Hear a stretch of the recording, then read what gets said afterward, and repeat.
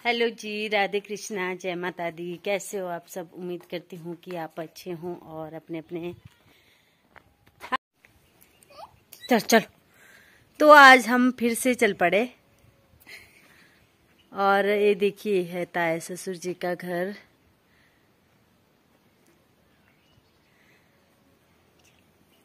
तो यहाँ से चले गए हैं सभी और मैं बच्चों को स्कूल से आते देख रही थी तो ये लेट आए और वो चले गए हैं यहाँ से, मेरी देवरानी भी और ताया ससुर जी भी।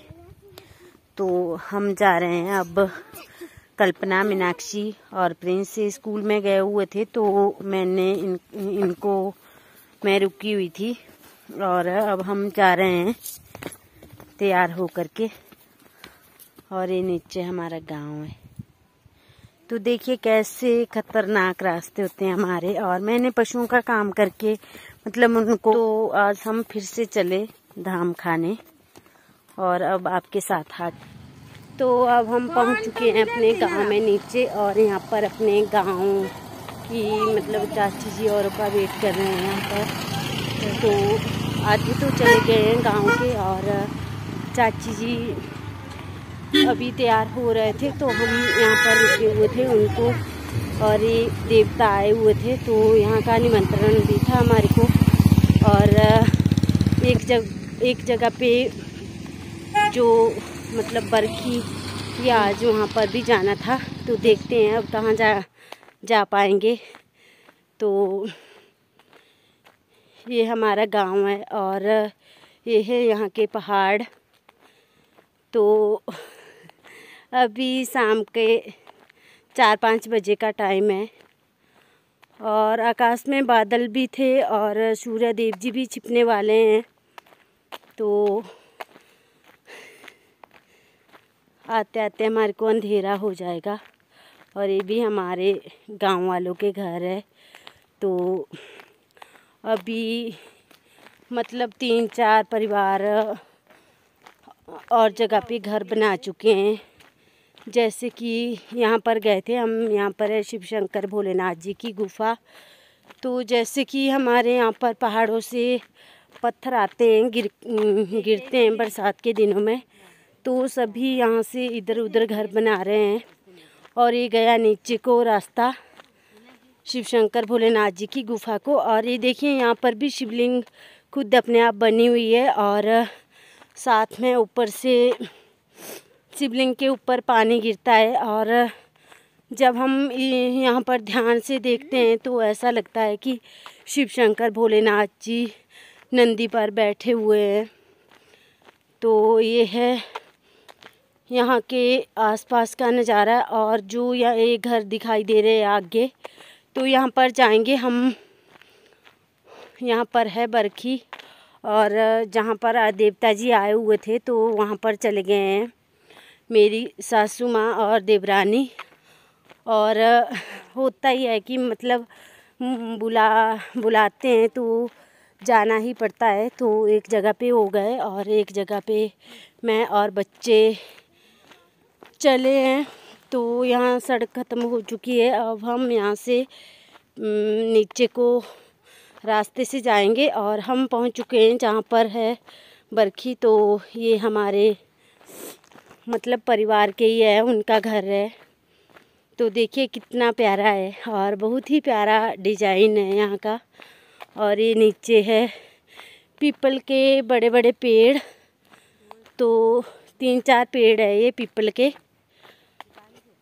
ये देखिए। और ये साथ में लकड़ियाँ स्टोर करके रखी है यहाँ पर। और ये लगे हुए हैं छोलंग। और देखिए कितना प्यारा घर है ये।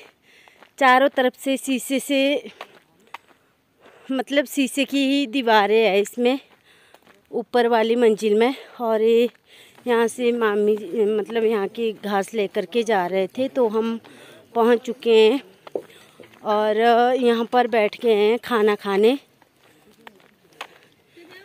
तो ये जो खड़े हुए हैं इन मतलब टोकनी के पास, ये मेरे धर्म भैया जी है। और ये वीडियो थोड़ा आगे पीछे हो गई थी। तो यहाँ पर हमारे को पतले और गिलास दे दिए थे और हम बैठे चार जने, तो मैं और मेरे साथ बच्चे। तो अब दे दिए हमारे को चावल, और यहाँ पर मदरे में बना था गंडियाली, तो बहुत ही टेस्टी बनी थी। और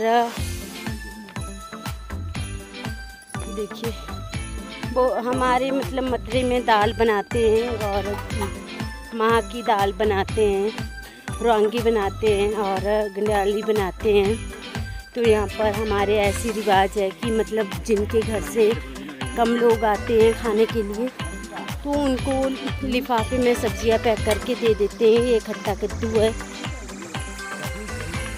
और सारी सब्जियां बहुत ही टेस्टी बनी थी।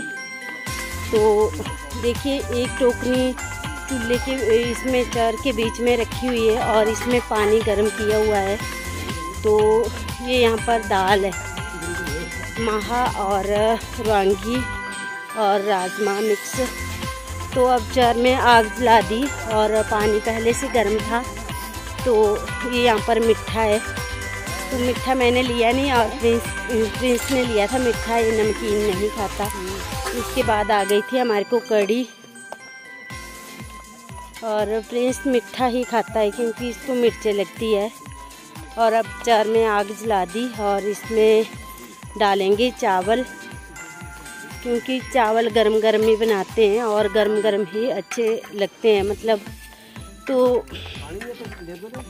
अब हम खाना खा चुके हैं, और ये है उनका घर जहाँ पर हम खाना खाने गए थे।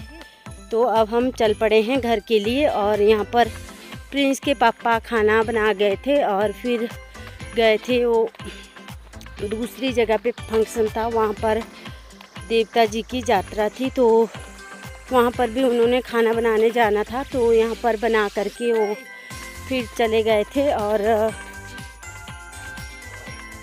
दूसरी जगह पे जहाँ पर उन्होंने खाना बनाने जाना था। तो ये हमारे परिवार वाले, और यहाँ पर हम थोड़ी देर रुके। तो जो ये है घर जो मैंने पहले दिखाया था आपको।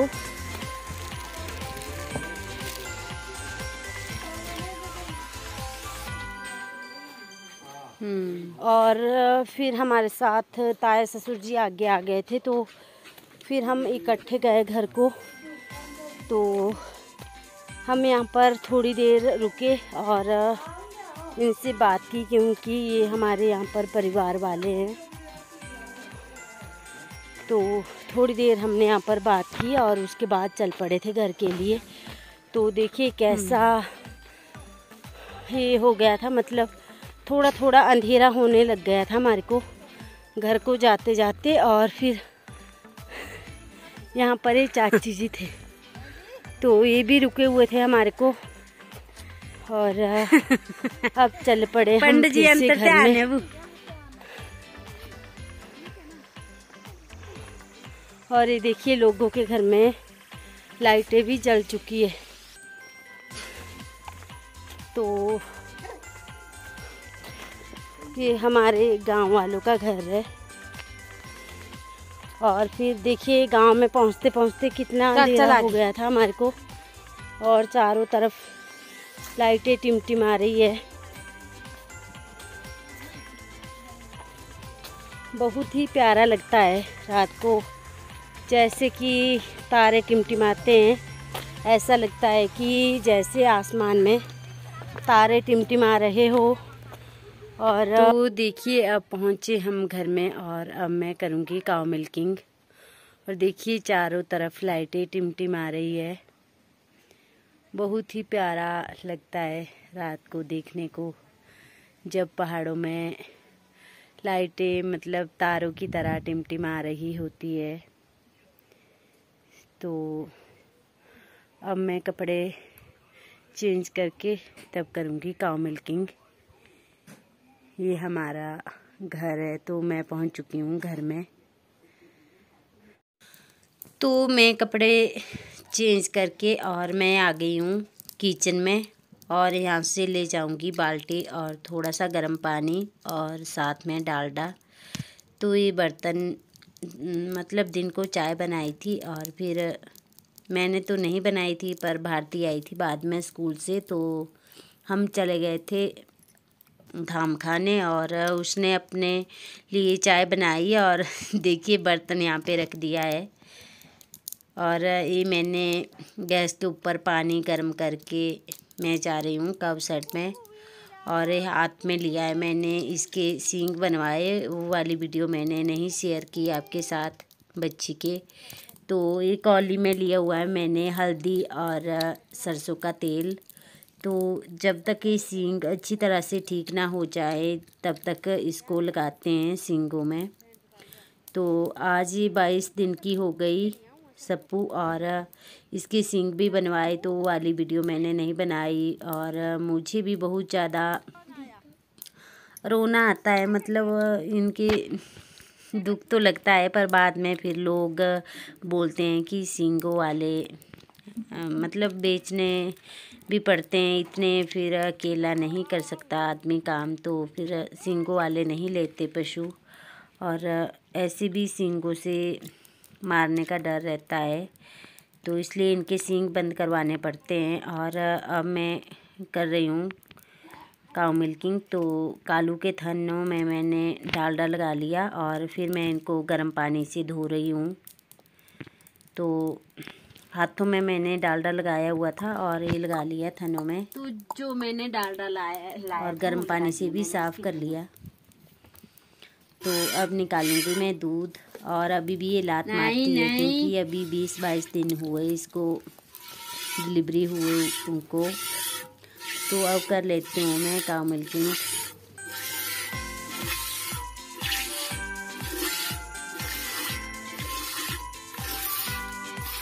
नहीं